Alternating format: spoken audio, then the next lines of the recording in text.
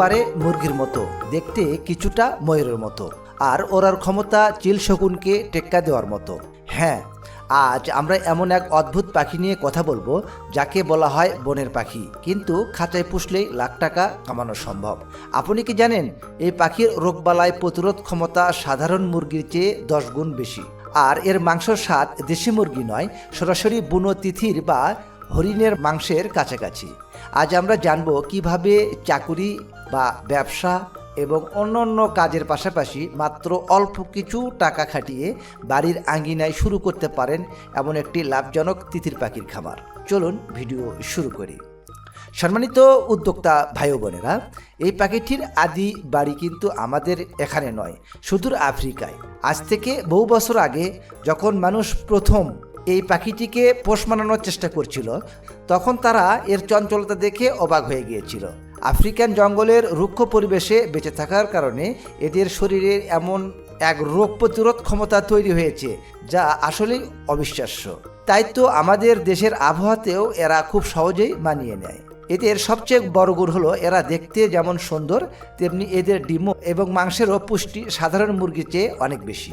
সম্মানিত উদ্যোক্তা ভাই বোনেরা, এখন আপনার মনে প্রশ্ন আসতেই পারে, ভাই আমি তো চাকরি করি বা অন্য ব্যবসা করি বা অন্য কাজ করি, আমি কিভাবে এই পাখির পেছনে সময় দেব? তিতির পাখির সবচেয়ে বড় সুবিধা হলো এরা একদমই আত্মনির্ভরশীল। আপনি যদি সকালে অফিসে যাওয়ার আগে এদের খাবার আর পানি দিয়ে যান, এরা সারাদিন নিজেদের মতো করে পার করে দেবে। এদের পিছনে আপনাকে ঘন্টার পর ঘন্টা সময় নষ্ট করতে হবে না। বাড়তি আয়ের জন্য এর চেয়ে দারুণ পার্ট টাইম বিজনেস আর কি হতে পারে বলুন।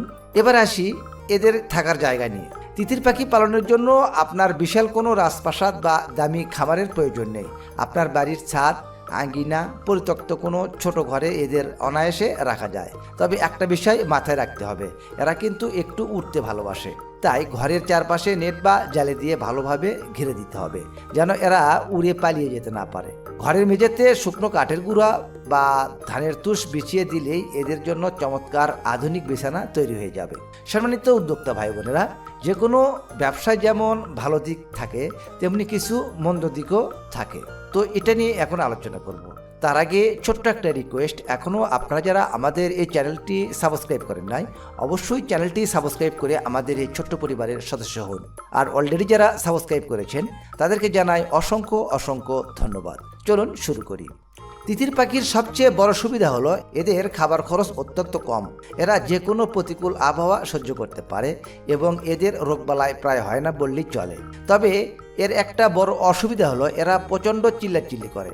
বাড়িতে কোনো অপরিচিত মানুষ বা কোনো পশু পাখি দেখলে এরা সবাই মিলে একসঙ্গে এমন জোরে ডাকতে শুরু করে যে আপনার মনে হতে পারে যেন বাড়িতে কোনো চোর এসেছে। তবে ইতিবাচকভাবে দেখলে এরা কিন্তু আপনার বাড়ির চমৎকার পাহারাদার হিসেবেও কাজ করে। সম্মানিত উদ্যোক্তা ভাই বোনেরা, এবার সবচাইতে যেটা পাওয়ারফুল এবং যেটা জানা সবারই জরুরি, সেটা হলো খাবারের কথায় আসি।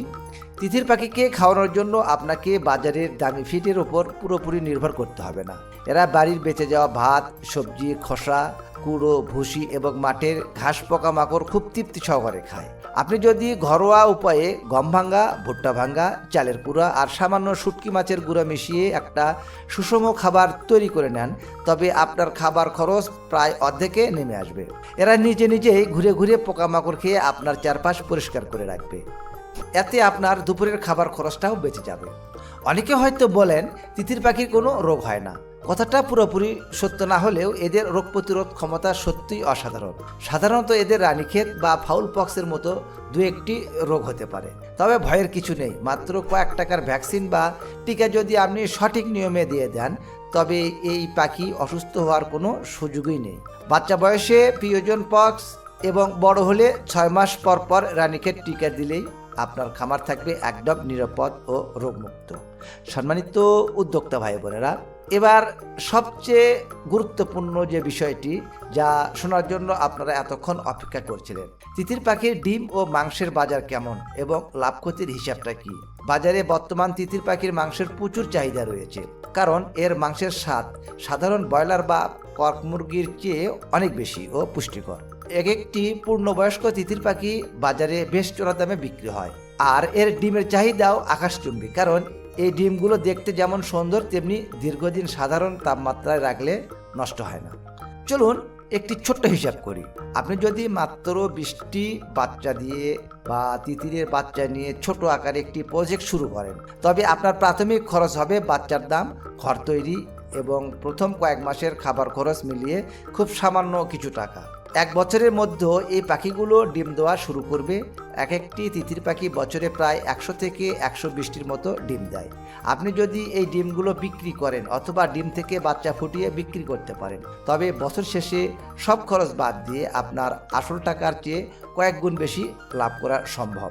এটি এমন একটি ব্যবসা যেখানে লোকসানের ঝুঁকি সর্বনিম্ন এবং লাভের সম্ভাবনা সর্বোচ্চ।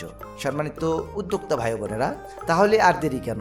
অল্প পুঁজিতে এবং কম পরিশ্রমে যদি একটি সফল খামার গড়ে তুলতে চান, তবে আজই তিতির পাখি পালনের কথা ভাবতে পারেন। আজকের এই তথ্যগুলো আপনার কেমন লাগলো এবং আপনি কবে থেকে তিতির পাখি পালন শুরু করতে চাচ্ছেন তা অবশ্যই আমাকে নিচে কমেন্ট করে জানাবেন। আর আজকের এই ভিডিওতে কোনো বিষয়ে বুঝতে অসুবিধা হলে তাও আপনারা কমেন্ট করে জানাবেন। আমি চেষ্টা করব আপনাদের প্রশ্নের উত্তর দেওয়ার জন্য। আমাদের চ্যানেলে পশু পাখি পালন এবং তাদের রোগবালাই দমন ব্যবস্থাপনার উপর অনেকগুলো ভিডিও আছে, প্রয়োজনে আপনি দেখে আসতে পারেন।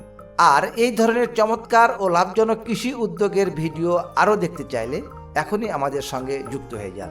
আজকের ভিডিও এই পর্যন্তই। কথা হবে পরবর্তী অন্য কোনো নতুন এক এপিসোডে। সে পর্যন্ত সবাই সুস্থ থাকুন। আল্লাহ হাফেজ।